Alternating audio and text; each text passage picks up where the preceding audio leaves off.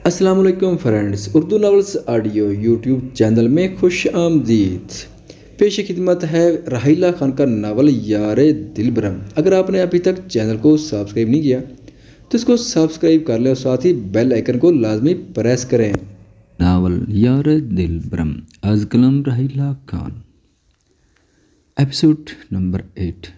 इनफाल कहाँ है? अली को अकेले आते देख बी जान ने पूछा। वो नहीं आई। क्या मतलब नहीं आई? तुम्हारे साथ गई थी, बी जान की जगह शम्मस ने पूछा। वो कुछ देर पहले ही लौटा था और अब अयूब खान और बी जान के पास बैठा था। वो बड़ी हवेली चली गई है। बड़ी हवेली पर कैसे, किसके साथ? इनफाल तो रुकने आई थी, बी जान ने हैरानगी से पूछा। महज लाला ले गए। अली सोफे पर बैठता बोला। सुनकर शम्मस ने जब से मुठियां भींची और बाकी सब गहरी सांस भर कर रह गए। ये लड़का मेरे हाथों ज़रूर मरेगा, बी जान, शम्मस शायद आवाज़ में बोला। जबकि बी जान ने दहल कर उसे देखा। बेटा उसकी मर्जी, वो पूरा हक रखता है इनफाल पर। अयूब खान ने समझाना चाह। हक हम भी तो हक रखते हैं, बहन है वो मेरी, मेरी जान बसती है इनफाल में। उस साइको इंसान के पीछे मैं अपने बहन से दूर नहीं हो सकता और ना ही उसके हवाले कर सकता हूँ। बेटा वो उसके निकाह में है, ऐसे तो रुशान ने भी मेरे निकाह में है। मैं भी पूरा हक रखता हूँ उसकी बहन पर, शम्मस गुस्सैली आवाज़ में बोला। खान साहब, शम्मस ठीक कह रहा है, हमारी भी बहू है उस घर में। मेरे ख्याल में अब रुखसती के लिए बात कर लेनी चाहिए। बड़ी हवेली वाले नहीं मानेंगे सुलेखा, अयूब खान फिक्रमंदी से बोले। कैसे नहीं मानेंगे? उनका बेटा मन मर्जिया करता फिरे और पाबंदी हम पर रह दो। पहले ही उसको बहुत छूट दे दी है हमने। जिस तरह वो इनफाल को ले गया, इस तरह मैं उसकी बहन को ले आऊँगा, शम्मस काटदार लहजे में बोला था। गुस्से से बुरा हाल हो रहा था। जबकि अली ने चौंक कर अपने लाले को देखा जो महज से बिल्कुल कम ना था। दोनों टक्कर के लग रहे थे। शम्स बेटा, मैं बात करता हूँ अरसलान खान से, अयूब खान उसके गुस्से को देखकर मुसलत के तहत बोले। जिसका बस नहीं चल रहा था महज को अभी जाकर 2-3 जाड़ दे। तुम लोग कहाँ गए थे? शम्स अब खूनखार नज़रों से अली को देख रहा था, जिसकी बदौलत महद इनफाल को ले गया था। इससे पहले अली उनको तफसील बताता, बड़ी हवेली के 3 सपूत अंदर आए। अस्सलाम वालेकुम, वो तीनों यक ज़बान बोले। जबकि छोटी हवेली के मकीन उनको देखकर हैरान हुए थे। वो सलाम का जवाब देकर अपनी जगह से उठ खड़े हुए। तभी बदर, अफनान और समद बी जान की तरफ बढ़े और उनसे मिलकर बारी बारी से आपसे बोले। कैसे हो बेटा? बीजान प्यार से उनको देखती बोली। हम ठीक बीजान, आप कैसी हैं? बदर उनके पास बैठकर प्यार से बोला। जबकि अफनान समद अली के पास बैठ गए। वो अली को यूनिवर्सिटी में मिल चुके थे और ये भी जानते थे कि अली और इनफाल एक ही क्लास में हैं। वो इनफाल को बताना चाहते थे पर अली ने उनको मना कर क्या भी ना बताएं, क्योंकि वो उसे थोड़ा तंग करना चाहता है। अयूब खान और शम्स तीनों को यूं देखकर काफ़ी हैरान थे। वैसे तो बड़ी हवेली से सिवाय इनफाल के कोई ना आता था। खैरियत? शम्स ने उनको देखकर ऐब्रो उचकाए।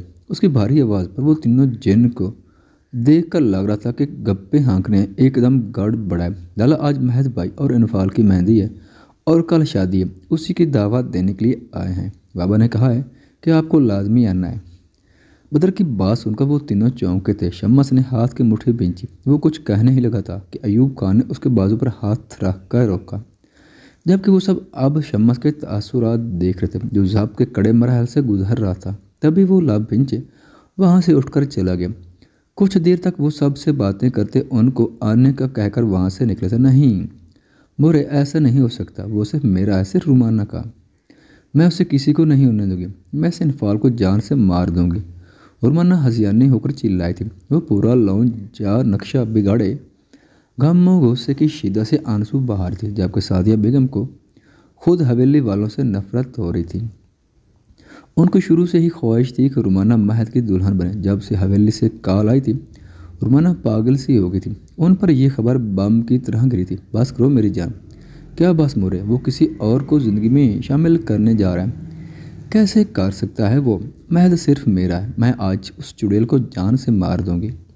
रुमाना लाउंज में दाएं साइड की दीवार गिर शीशे पर वाज मारकर चिकना चूर कर चुकी थी। सादिया बेगम को उसे संभालना मुश्किल हो रहा था। जबकि शादाब दरवाजे में खड़ा अपनी बहन का ये जनूनी रूप देख रहा था। उसे भी तो झटका लगा था कि महद और इनफाल की शादी का सुनकर। बस मेरी जान भूल जाओ, उसे दफ़ा करो। शुरू से ही वो उसके निकाह में थी। सादिया उसको फर्श से उठाती बोली, जो घुटनों पर सर के हिचकियाँ भरती लर्ज रही थी। मुरे, महद उसे पसंद नहीं करता, वो नफरत करता है उससे। मैं मोहब्बत करती हूँ उससे, महद जानता है। वरना माँ के गले लगी शिद्दत से रो रही थी। मैं बस बहुत हुआ इनफाल तबरेज़, तुम्हें मैं महद का कभी नहीं होने दूंगा। महद मेरी बहन का है और तुम मेरी हो। तुम्हें ना बताकर मैंने बहुत बड़ी गलती की, पर अब नहीं। शादाब बोर्ड बढ़ाया और कदम बढ़ाया। खामोश हो जाओ रुमाना, उसके रोने पर वो चिढ़कर बोला। जबकि रुमाना ने उसे देखा। मैं जानता हूँ तुम महद को पसंद करती हो और महद सिर्फ तुम्हारा ही है। कैसे? वो तो शादी कर रहा है।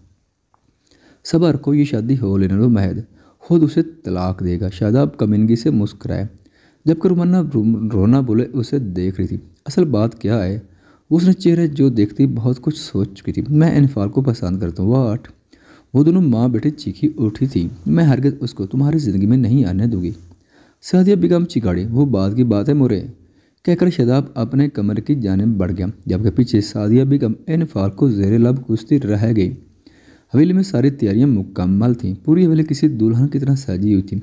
फंक्शन के लिए लॉन को बड़ी खूबसूरती से सजाया गया था। शाम का वक्त था, सूरज डूबने वाला था। उसमें बरकी कुमकुमों की रोशनाई जगमग करती पुरकैफ नज़ारा पेश कर रही थी। रंग बिरंगे फूल हवा के दोष पर लहराते रक्स पेश करते माहौल में भले लग रहे थे। लॉन के एक तरफ बड़ा खूबसूरत तरीके से स्टेज सजाया गया था। गेंदे के फूलों से सजा स्टेज, जिस पर महद और इनफाल का नाम लिखा था। दरमियान में लाइटिंग की हुई थी। घर वालों के लिए लॉन में बड़े सोफे और टेबल सेट किए गए थे। महद जो किसी काम से बाहर गया हुआ था, जैसे ही हवेली आए तो दंग रह गया। उसके मना करने के बावजूद वो सब दिल खोल कर ख्वाहिशात पूरी कर रहे थे। वो सर झटक लाउंज में और खानम बी के पास बैठ गया। क्या ज़रूरत थी इतना बखेड़ा करने की? महद गंभीर आवाज़ में साहब से बोला, आपको तो बखेड़ा ही लगना है, पर हमारी ज़िंदगी की बहुत बड़ी ख्वाहिश थी कि आपकी शादी धूमधाम से करेंगे। अगर किसी को बुला नहीं सकते तो क्या हम भी खुशी ना मनाएं? खुशी किस लिए? महद ने आइब्रो झुकाई, जबकि खानम भी घूर कर रहेगी। अपनी पोती दे रहा है मियाँ उसकी खुशी, तो आप अपनी पोती को उस जहरीले शख्स की कैद में देने पर खुश हैं? महद ने लब दबाया। बहुत खुश हूँ, मेरी मुराद पूरी होने जा रही है। खानम भी खुशी से चूर लहजे में बोली, पहले अपनी पोती की मुराद भी जान लें खानम भी, जिससे उनका 400 वाट का झटका लगने वाला है। महद उनसे कहकर अपने कमरे की जानिब बढ़ गया, जबकि पीछे सब सोच में पड़ गए कि अब इनफाल को कैसे बताएं। इनफाल उठो, उठो भी। जरीन रुशान ने उसे मुसलसल उठाने की तगोदे में लगी थी। उफ, क्या है, सोने दें। इनफाल ने एक आंख खोलकर उनको देख मुंह बनाया और करवट बदल ली। बाद में सोना, पहले उठो और तैयार हो जाओ। जरीन और रुशान ने उसे बाजुओं से पकड़कर खींचकर उठाती बोली, तैयार किस लिए? इनफाल उठकर बैठी और उनको देखा, जो तैयार सजी संवरी खड़ी थी। आज मेहंदी है। रुशान ने नजरें चुराती बोली, किसकी मेहंदी है? तुम्हारी। जरीन ने क्या कहा? क्या मतलब? मुझे समझ नहीं आई। इनफाल उलझी सी बोले, तुम्हारी मेहंदी है। जबकि इनफाल का दिल किसी अनहोनी से धड़का था। मेरी मेहंदी? हाँ, तुम्हारी और महद भाई की। रुशान ने उसके चेहरे से बाल समेटते कहा, जो शुशधर सी उनको देख रही थी। महद भाई के साथ मेहंदी? इनफाल धक धक कर दिल से बोली, हाँ, तुम्हारी महद भाई के साथ शादी हो रही है। ये कहना था कि इनफाल को लगा उसका सांस बंद हो जाएगा। ये क्या कह रही हो आप रुशियापी? मजाक मत करो। इनफाल सदमे में गहरी मध्यम आवाज़ से बोली, मैं सच कह रही हूँ इनफाल। वो उसके गाल पर प्यार करती बोली, जबकि इनफाल की रंगत सफ़ेद पड़ी थी। डुबडुबाई आंखों से उनको देखकर फ़ौरन से बेड पर से उठी और बगैर दुपट्टे के नंगे पैर नीचे को भागी। ये खबर ही उसके लिए किसी क़यामत से कम न थी, जो रुशान ने उसे सुना चुकी थी। सब घर वालों ने इनफाल के रिएक्शन की पेश नज़र पहले इन दोनों को भेजा था। इनफाल रुको, इनफाल मेरी बात। वो उसके पीछे लपकी, पर इनफाल दरवाजे से बाहर निकल गई। मोरे, खानम भी, बड़े पापा, बड़ी मम्मा, छोड़ी पापा। वो जिन्हें उतरती ऊंची आवाज़ में उनको पुकार रही थी। वो सब जो लॉन्ज में बैठे थे कि शादी भी अपने बच्चों के साथ आई हुई थी, वो सब इनफाल की तरफ मुतवज्जा हुए, जो बिखरे बाल बिखरा होलिये से बगैर दुपट्टे के रोती हुई उनकी जानिब बढ़ रही थी। जबकि महद ने उसे देख जिबड़े बेंचे, जो अपनी हालत से बेगाना होकर साहब के बीच चली आई थी। गुस्से से उसकी रगें तान गईं।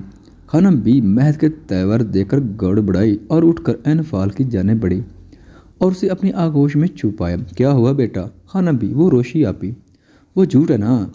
इनफाल उनके सीने से लगी बोली। सब सांस रुके उसे देख रहे थे। सच है, खाना बी ने भी उस पर धमाका किया था। नहीं, ऐसे कैसे? मेरी शादी, वो भी?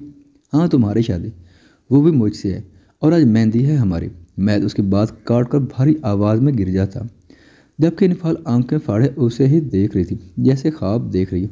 मुझे नहीं करनी मुझे नहीं करनी शादी। शहज़ाद बेगम के पास आते ही वो उनके गले लगी बोली, ना करो निकाह, मैं तो वैसे भी हो तो मेरी आज ही रुखसती ले लेता हूँ। वो चबा चबा कर बोला और उसकी जाने बढ़ा, क्योंकि वो शादाब की नज़रें उसके वजूद पर जमी देख चुका था। जब भी वो इनफाल पर बरहम होता उसको आज ही अपनी दस्त रस में लेने के लिए बढ़ा। इनफाल के वजूद में सनसनाहट सी दौड़ गई थी। वो पत्थर की बनी खड़ी थी। महज उसके करीब आया। चलो, वो उसका हाथ पकड़कर सबको नज़रअंदाज की उसको बाजू से पकड़कर खींचते बोला, महज ना करो, बच्ची पहले ही डरी हुई है। खाना भी बोली, डरी हुई है? मैं कोई दूसरी दुनिया से आया हूँ और रुखसती ले रहा हूँ। शादी तो उन मोहतरमा को करनी नहीं, अब ऐसे ही सही। महज बिगड़े तासुरात से बोला। इनफाल को आंखों के सामने अंधेरा छाता दिखाई, जिससे जान निकलती महसूस हुई थी। महज की बातें जहन में गर्दिश करने लगी। मेरा पूरा हक है तुम पर। नहीं, कोई हक नहीं, झूठ है ये। वो बुड़बुड़ाई। इनफाल की हथेलियाँ पसीने से भीग गई थी, एकदम से लहराकर गिरी थी। इससे पहले कि नीचे गिरती, जल्दी से आगे बढ़कर महज ने उसे गिरने से बचाया। इनफाल होशो खैर से बेगाना होकर उसके चौड़े बाजुओं में झूल गई, जबकि रुमन्ना इस मंजर को देखकर पहले बदल रही थी। वहीं शदाब की आंखों में भी चिंगारियां जलने लगी थी। इनफाल उसके बेहोश होने पर महज ने उसे पुकारा। सब उनकी जानें बढ़े। जहाँ वो लब सीए उसकी पनाहों में थी। बदर, डॉक्टर को बुलाओ। महज उसे बाजुओं में भरकर उसके कमरे में आया और उसे एहतियात से बेड पर लिटाया। उसके पीछे सब ही आ गए, सिवाय सादिया और उसके बच्चों के। अरसलान खान बेटे को घूर थे, जिसकी वजह से इनफाल की ये हालत हुई थी। खाना भी इनफाल के पास बैठी आंसू बहाने लगी। शाइस्ता बेगम और शुमैला बेगम उसके हाथ मसलने लगी, जबकि बाकी सब परेशान हाल खड़े थे। उनको गहरा सदमा लगा है, जिसकी वजह से ये बेहोश हो गई थी। जल्दी होश में आ जाएगी। मैंने इनको इंजेक्शन लगा दिया। डॉक्टर ने इनफाल का चेकअप करने के बाद उनको तसल्ली दी और वहाँ से चली गई। समझ डॉक्टर को छोड़ने दरवाजे तक गया था।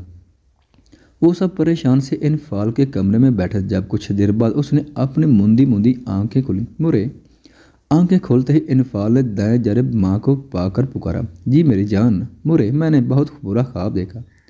जबकि बाकी सब अब उसकी तरफ मुतवज्जा हो चुके थे। महज खिड़की से बाहर देख रहा था। वो थोड़ी देर पहले हुए वाक़े को ख्वाब समझ बैठी थी। नहीं बेटा, वो ख्वाब नहीं, सच है। असलान खान की आवाज़ गूंजी। वो अब इनफाल से नहीं छुपा सकते, ना ही मजीद कोई झूठ बोल सकते। बड़े पापा, इनफाल ने सिसकी भरी थी जब भी उन्होंने इनफाल और महज के निकाह के बारे में बता दिया। दिलवर खान के कहने पर उन्होंने इनफाल का निकाह महज से करवाया था। इस वक्त महज की उम्र 13 साल और इनफाल 6 साल की थी। दिलवर खान को मुसलसल मिलने वाली धमकियों ने उन्हें ये फैसला करने पर मजबूर कर दिया था, मुझे शादी नहीं करनी। इनफाल सब सुनकर खाना बी की गोद में सर रखे बेतशा रोते हुए बोली। उसके इनकार ने महज को फिर से तैश दिला दिया था। आप सब बाहर जाएं। महज की भारी आवाज़ गूंजी। नहीं, आप कहीं मत जाएं। इनफाल ने घबरा कर शाइस्ता बेगम को रोकना चाहा। मैं अभी आती हूँ बेटा। वो सब बाहर गए तो महज उसकी जाने बढ़ा। ये क्या ड्रामा है? क्यों नहीं करनी तुम्हें शादी? वो बेड के करीब आता बोला, आप मुझे पसंद नहीं। इनफाल उठकर बैठी और कंबल को मुट्ठी में दबोचा था। तो तुम कौन सा मुझे पसंद हो? जिस तरह मैं तुमसे नफरत के बावजूद शादी कर रहा हूँ, इस तरह तुम भी करोगी? वो उसके चेहरे को देखता दबी दबी आवाज़ में चिल्लाया, मैं नहीं करूँगी। इनफाल उसकी आंखों में देखकर बोली। जब भी महज तूफान बना, वो थोड़ा सा फासला ख़त्म करते उसके हाथ दर्जा करीब आया और बिना उसे समझने का मौका दिए बेड पर धक्का देकर वो इनफाल के दाएं बाएं बाजू रखकर उस पर झुक गया। इनफाल की दबी दबी सी चीख निकली, तुम्हारी हरकतों की वजह से आज तुम मेरी कैद में हो और रहोगी। तुम्हें मैं तुम्हारी मर्जी पर नहीं छोड़ सकता। तुमसे शादी मेरा इंतकाम होगी, जबकि दूसरी शादी मैं अपनी पसंद से करूँगा। वो उसके चेहरे पर फूंकारा। उसकी गर्म सांसों से इनफाल को अपना चेहरा झुलसता महसूस हुआ था। महज को इस तरह देखकर वो फिर से होश खोने के दर पे थी। दिल की धड़कन मामूल से बढ़ गई थी। तैयार होकर नीचे आओ फ़ौरन। अगर 10 मिनट में तुम बाहर नहीं आए तो फिर मैं अपने सारे हक वसूल करने आ जाऊंगा, क्योंकि बीवी तो तुम मेरी हुई और कोई मुझे रोक भी नहीं सकता। महल उसकी बड़ी बड़ी आंखों में खौफ देकर पीछे हुआ और उसे वार्निंग देता कमरे से बाहर चला गया।